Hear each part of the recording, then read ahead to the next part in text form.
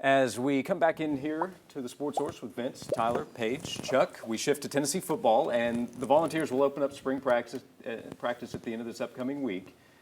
Will they open up practice with Ricky Gibson? So the story from earlier in the week, On3 had a report saying that Ricky Gibson told them he plans to enter the transfer portal. Now, plans to enter the portal does not necessarily mean that he will. So to back up a little bit, Gibson, who had a strong sophomore season this past fall, Jermon McCoy was All-SEC, All-American level, Ricky Gibson, quality player too, reportedly agreed to a new deal back after the 24 season ended. But Jermon McCoy since then has suffered a torn ACL. His status at the start of the season is a question as he's rehabbing and recovering.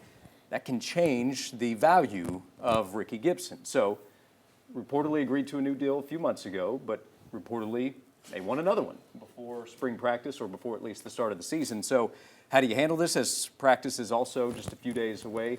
Will he be on the practice field? Will he not? Ricky's also an important player with McCoy out. We'll get to the secondary itself, but in terms of handling the situation, if you're Josh Heupel, if you're those involved, Vince, I'll start with you. What do you think when you see this story and as we still wait to see what will happen?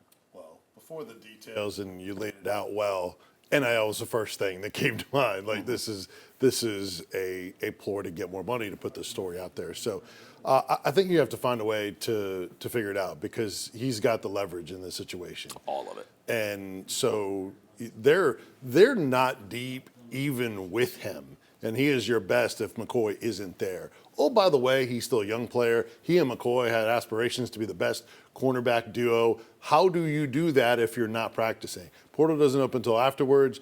I understand his move, but from a football standpoint, it can be a detriment for him. But he's got the leverage. If you're Tennessee, you got to figure it out. However creative you have to be to not hurt everyone else that's now going to want other deals too. You got to be careful of that. I think you got to figure out a way to get him done and try to get him in for practice as well. Kind of the analogy I was thinking, and it might not be a correct comparison, but it's like when you're in grade school and you bring a snack to class and then the teacher's just like, well, if you're going to eat a snack, you better bring one for the rest of the class. I feel like that's kind of how Ricky is. He's like, maybe see some other deals being done or he sees a moment where he can get a better deal and he's like, well, take care of me. I think that then starts maybe a snowball effect, and I think that's where maybe NIL gets a little hairy is because that will start that snowball. And I think where Tennessee is feeling a little bit of the heat is they lost a ton on the defensive side to the transfer portal. They really haven't replaced anything, and now you maybe have lost your key guy in McCoy. Yeah, I mean, you might have to go to the portal anyway to find a cornerback, regardless of what he does. And, sophomore from Trussville, Alabama, I can see wanting to see if there's more money. Mm-hmm. And I thought he'd already said he was going to skip spring practice. I don't know if that holds up, but I'm trying to recruit him like heck.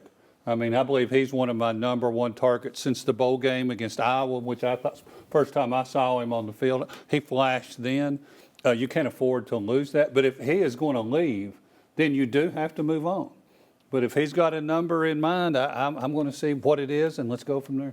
Part of the dynamic here, Tyler, of what's so interesting is that this would not be the first time, either at Tennessee or another school, where a player would have agreed to something, then come back and said, actually, I might want something else. Or certainly just say, hey, I want something. Or it so rarely happens publicly with a media report connected to it to where we're talking about it and waiting to see what would happen. It's also not necessarily foreign to the players.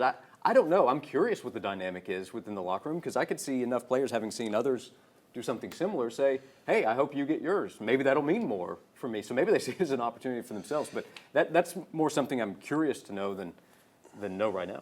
This is a seller's market where do you like capitalism, make as much money as possible? Ricky Gibson's team has gone, I'm going to tell you, I'm going to go on Instagram. I'm also going to throw this out on social media as much as I can. It can't hurt Ricky Gibson, especially after the season that he's had. Ricky Gibson, if you go and look at his targets game after game at who the opposition, finding the receiver he was guarding, he had himself a strong season. Maybe didn't flash so much on the turnover category, but there were quarterbacks who were shying away from him at different points in time in the season. I think Tennessee was already going to go into the transfer portal looking for a cornerback on top of this. So now you're Ricky Gibson, who we've also left out one big piece about this. Yeah, Jermon McCoy's also out, as you already mentioned, probably through the Syracuse game or the beginning of the season. What does it do for a secondary that has a Boo Carter player who also wants to play offense as well? Carter, who I think we were having this conversation, maybe somebody else was. Tennessee only has like, what, 4 or 5 wide receivers on scholarship right now? And now you might be moving Carter to the offensive side of the ball for a couple of snaps. What does this mean now if Carter's not going to be as available in the secondary because he's playing offense as well? To me, say what you will about, oh, let him go. If he's going to strict, whatever it may be, you need to take care of business to make sure Ricky Gibson gets his. It helps now because of your current situation, but then the also $64,000 question.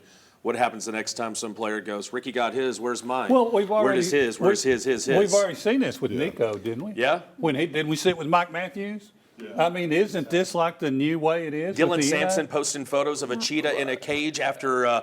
I mean, Jabari Small, like or I should say after Small and Wright got their share. Trust me, there are subliminal messages and subtweeting that's happening all the time.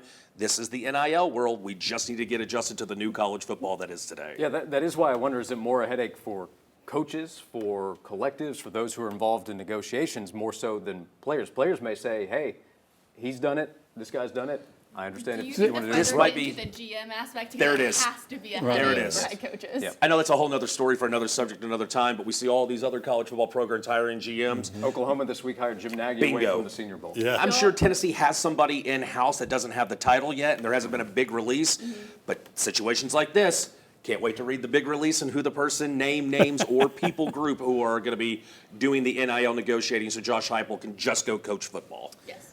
Meanwhile, Tennessee gets ready to practice and prepare for the 2025 season. When we come back, expectations are high for Tennessee's football team. This secondary question, should that affect expectations for the Volunteers on the field this fall?